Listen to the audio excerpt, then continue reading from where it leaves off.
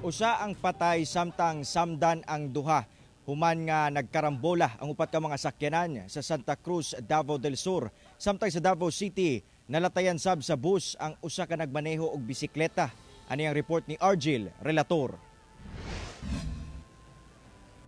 Patay diha-diha dayon si Livan Clint Flores human nalambigit sa karambola sa upat ka mga sakyanan ang gimaneho ni ining pick-up sa National Highway Sitio Sarimoro, Barangay Coronon, Santa Cruz, Davao del Sur, alas 7 Martes sa buntag. Angol sab ang nagmaneho sa truck ug motorsiklo kinsa gilayong gidala sa ospital. Dili na mahitsura ang mga nalambigit nga sakyanan sa kakusog sa impact. Sa inisyal nga investigasyon sa Santa Cruz Police, padulong south ang usa ka prime mover truck nga misubay sa inner lane ug usa ka SUV nga misubay sa middle lane. Samtang pulos padulong sa norte, ang pick-up gimaneho sa biktima nga miukupa sa middle lane ug usa ka motorsiklo nga anaa sa outer lane. Misulay matud pa og overtake ang pick-up apan nawad-an kini og kontrol, hinungdan nga ni paingon sa pikas lane nga may resulta sa karambola.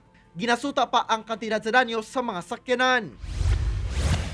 Sa Davao City, nagpingit sa kasakit ang 54 anyos nga si Avelino Ganot. Human nalatayan ang tiil niini sa usa ka bus sa MacArthur Highway Lunes sa hapon. Sa investigasyon sa Talomo Police, parehong gilatas sa bus o bisikleta ang highway padulong sa city proper. Apan nag-abot ang walang bahin sa bike ug tuong bahin sa bus.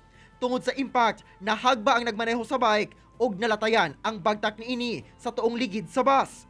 Gilayong gidala sa ospital ang biktima, samtang anapa sa kustodiya sa Talomo PNP ang bus driver, kinsay pasakaan na og kasong reckless imprudence resulting to serious physical injury. Ako si Argil, relator para sa One Mindanao.